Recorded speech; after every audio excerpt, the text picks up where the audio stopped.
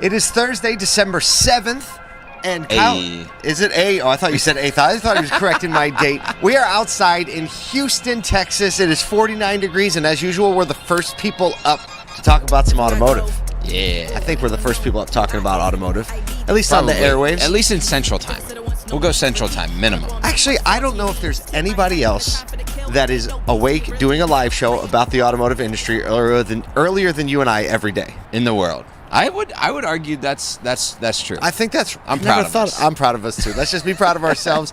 A lot going on today. A lot going on this month. Obviously, Christmas, holiday travel. We're starting to hear people start to make that holiday week exception in all of their plans. Yes, well, exactly. It is holidays and things are, so that means we're there. Yeah, I'm loving to see. I'm starting to see the drip feed on LinkedIn of Christmas parties starting to hit. They are hitting. The dealers and for the industry partners. Everyone's gathered around, eating some good food. I think all of our Uber drivers had Christmas music on so far in Houston. They have. And I'm just going to say it's weird still to be down south where there's no snow and no cold weather and it's Christmas. It's 49. That's cold, bro. We're doing all right. I'm proud of you. You're doing great. You grew up in Ohio. You're fine. You're fair. fine. That's true. Today we're talking about a few things, but first we want to talk about our new Auto Collabs episode with Alex Lawrence. This was a really fun conversation. Alex, EV Cars, and what's the other company? Talk about two links. EV Autos, EV Cars. Yep. So much fun.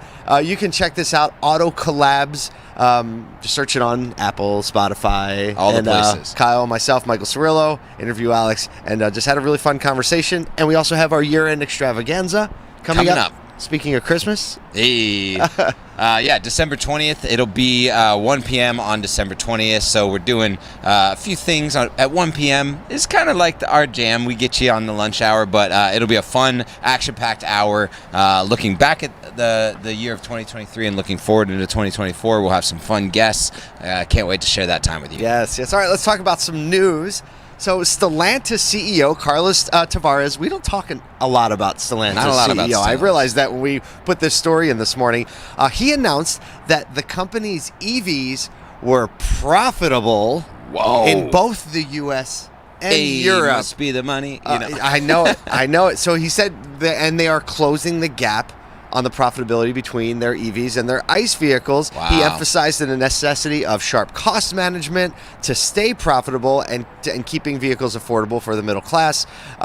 He said the gap between the two are closing because more quickly in Europe than it is in the U.S., obviously, because they started earlier in the U.S. They're going to be expanding their EV lineup, planning, get this, 75 new EV models by, I wish we had the trigger button, the year 2030.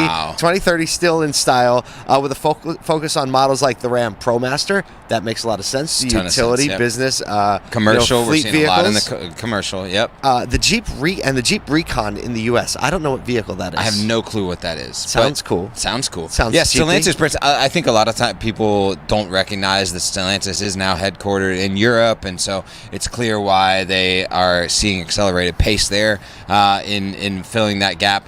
And then also the fact that Stellantis hosts a ton of brands. So when you separate that high volume over 2030, you're looking at multiple vans bringing That's a the good EVs. point to remember. Tavares did also note that Stellantis is fighting head-on, and that's his quote, with Tesla in Europe. And Stellantis CFO Natalie Knight said Stellantis is now Europe's number 2 EV seller, beating out Tesla. Wow. Who's number 1? BYD, right? In Europe? Yeah. Oh, yeah, I guess it is. We ran that earlier this week. Hey, got him. That's why we got it. Yeah, so how about that? Tesla all of a sudden be number 3 in Europe. So a lot to watch out for there. Tesla's also struggling in Asia, too. Read a couple things this week where they're steep discounts trying to gain back market share. So. I feel like Tesla's like the team that everyone loves to hate now. Everyone loves to hate. It's like the Patriots back in the day. It's like North Carolina. Like, who wants Tom Brady to win anymore? Right, North Carolina.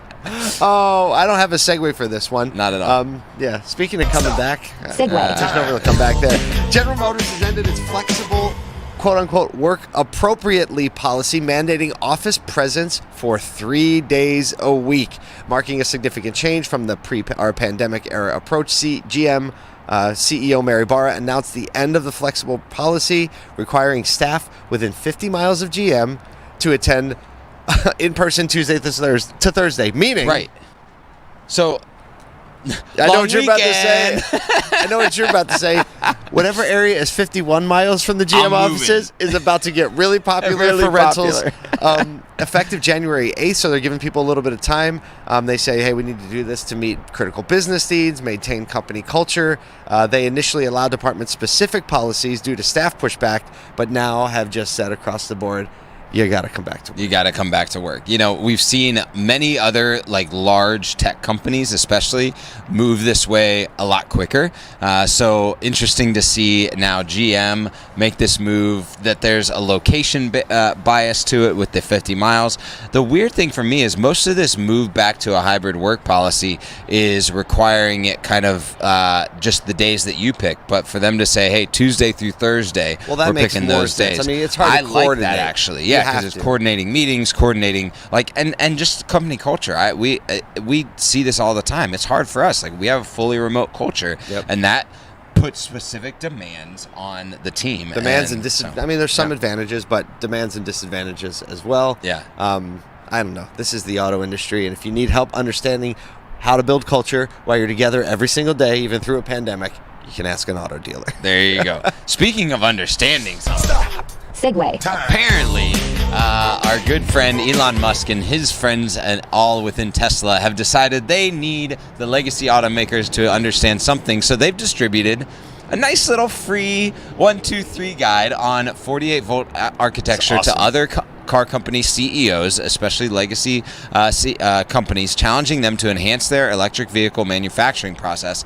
The guide details the implementation of 48-volt systems, key for advanced features like a steer-by-wire, four-wheel steering, and making a significant leap from traditional 12-volt systems within the vehicle. Their move democratizes knowledge in the EV industry, which is typically been kind of an industry that's closely guarding your secrets. Here's the kicker. Yesterday, Jim Farley tweeted in a reply. Of course he tweeted it at this point.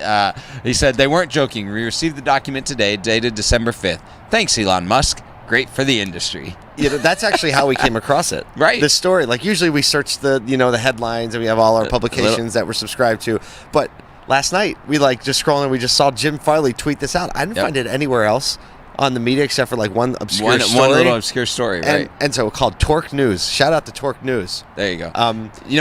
Our good friend Ben Hadley, he's always like, the news is happening on Twitter. It just so happens that everybody else picks it up. Yes, exactly. So, look, a lot of people say what they want about Elon Musk, but the thought that you would share in a manual, in a formal documentation, technology that you've spent a lot of time, energy, and money developing, making mistakes on, like even in like the Cybertruck, this technology is deployed there, has been taking a lot of flack and a lot of heat, and just saying like, look, I'm all about us developing this technology faster, easier, more profitable, even in the midst of competition. And can you imagine just sending the manual, give them the cheat sheet. Give them the cheat sheet. Give them the Cliff Notes. It's a counter narrative to what I think a lot of people say about Tesla and Elon Musk in that he's like guarded. And we've also seen this in his efforts with AI. So, kudos to a car guy. We've seen him show up at things that are car specific, especially with automotive news and others. And so, the counter narrative to the earlier in the week stuff around the platform X is kind of interesting, and I love that Jim Farley and Elon are kind of trading blows on Twitter. It's Feels good. like the Christmas spirit to me. Whatever you're doing today, this Thursday, we hope you get out there, you serve some people, and put your heart and soul into what you are doing. Hey, and sign up for our email newsletter. We have it, asodu.com, every day in your inbox. You'll have a lot of fun. If you don't like it, we'll give you your money back.